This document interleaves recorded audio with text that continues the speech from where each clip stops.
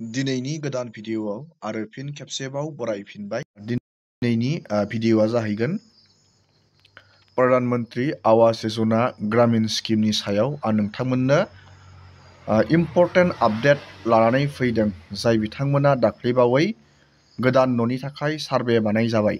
नोंथाङा फैबाय थानाय समाव न' मोननो थाखाय माबायदि प्रसेस खालामबावनो नांगोन, रांखौ बोरैहाय नोंथाङा बेंक एकाउन्टआव मोननो हागोन, नैबेयाव मोनसे नोंथांमोननो आपडेट खोथाहरनि आं। नैबेयाव फार्स्ट नोंथांनि नामा नैबेयाव फैनाय जायो बेनिफिसारि रेजिस्टार एकाउन्ट फरजिन एन्ड भेरिफाइ रिपर्ट। नैबेयाव नोंथांनिया जेब्ला गभर्नमेन्टआ आइडि नाम्बारखौ नोंथांनो बहननानै होगोन, नैबेयाव रां सोनायनि सिगां न' मोननायनि सिगां नोंथांमोना गावबागावनि रेजिस्ट्रेसन नं, बेनिफिसारि नाम, बेंक एकाउन्ट नेम, स्टेटास आरो नैबेयाव रिजेगनिसन। नैबे लिस्टआ जाहैबाय इम्पर्टेन्ट। मानो होनोब्ला नैबेयाव जुदि नोंथांनि बेंक एकाउन्टआ जुदि रिजेक्ट जायो अब्ला नोंथांमोना बे PM आवास योजना ग्रामीण स्किमनि रांखौ मोननो हाया।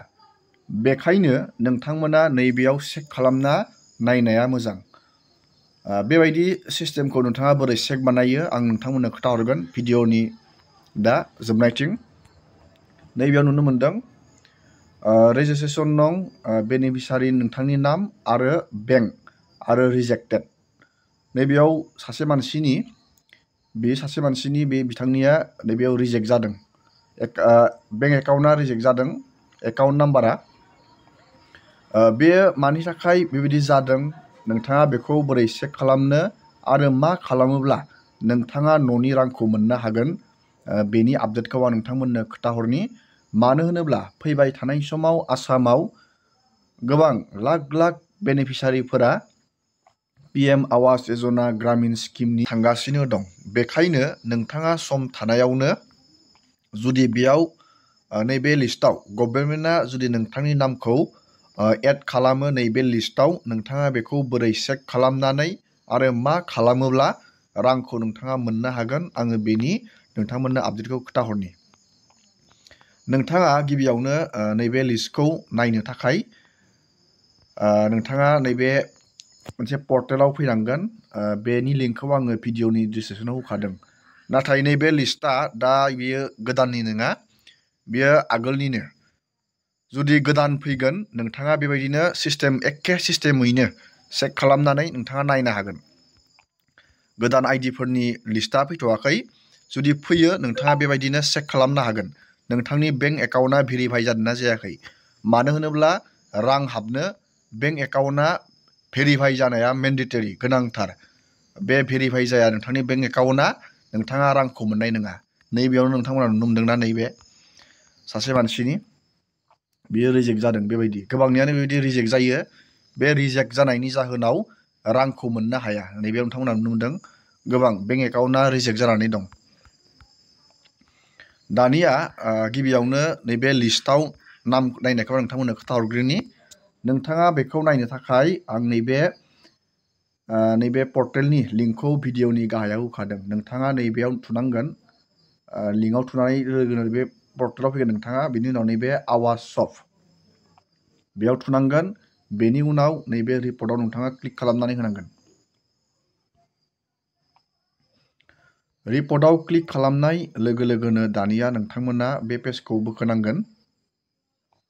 आरो नैबेयाव नुनो मोनदों नोंथाङा 3 नाम्बाराव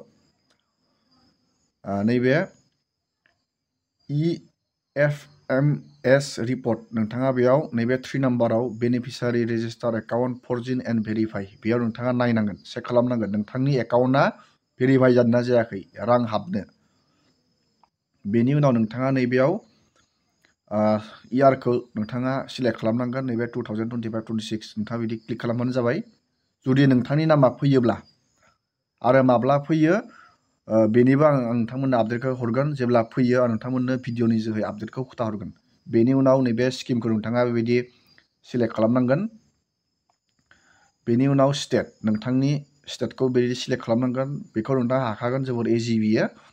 नोंथांनि गावबागावनि डिस्ट्रिक्टनि उनाव नोंथाङा गावबागावनि ब्लकखौ सिलेक्ट खालामनांगोन। ब्लकनि उनाव गावबागावनि पन्सायत PCDC नोंथाङा गावबागावनि PCDC-खौ सिलेक्ट खालामनो नांगोन। बेबायदि PCDC-खौ सिलेक्ट खालामनानै नैबे केप्साखौ नोंथाङा नैबेयाव बहायना होनांगोन। आं दानिया बेयाव बहायनि केप्साखौ बहायनाय नोंथाङा बहायना होनाय लोगो लोगोनो दानिया बेबायदि लिस्टखौ नुनो मोनगोन। नैबेयाव नोंथांनि रेजिस्ट्रेसन नंखौ नुनो मोनगोन, बेनिफिसारि नाम, नोंथांनि नाम, बेंकनि नाम आरो नैबेयाव स्टेटास। बेबायदि नोंथाङा जेब्ला गोदान लिस्टआ फैगोन, गोदान आइडिनिया बेबायदि चेक खालामना नायबानो जाबाय नोंथांनि बेंक एकाउन्टआ थिग दंना गैया, भेरिफाइ दंना गैया। जुदि नैबेयाव आं खोथानि मोनसे नोंथांनो सासे बेनिफिसारिनि जुदि बेबायदि रिजेक्टेड खोथैदों, नोंथाङा दानिया मा खालामनो नांगोन?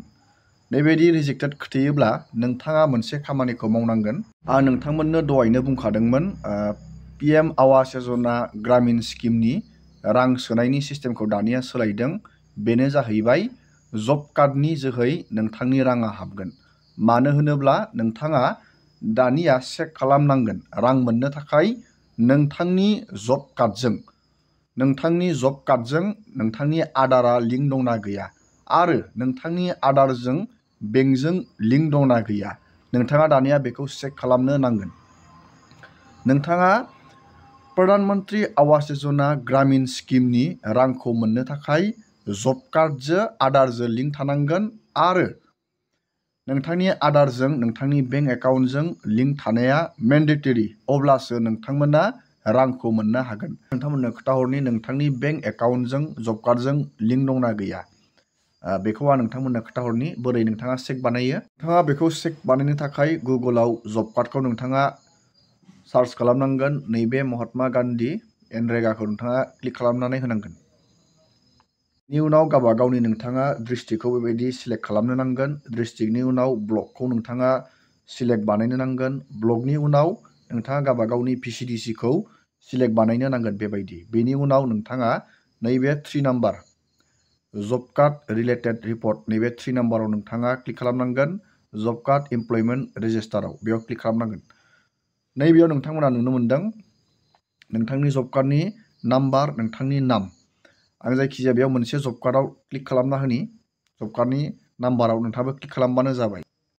दानिया नोंथाङा नुनो मोनदों नैबेयाव नोंथांनि जब कार्डनि बेयाव डिटेल्सआ गेवबाय आरो नोंथांनि जब कार्डजों नोंथांनि बेंक एकाउन्टआ लिंक दंना गैया नैबेयाव नुनो मोनगोन।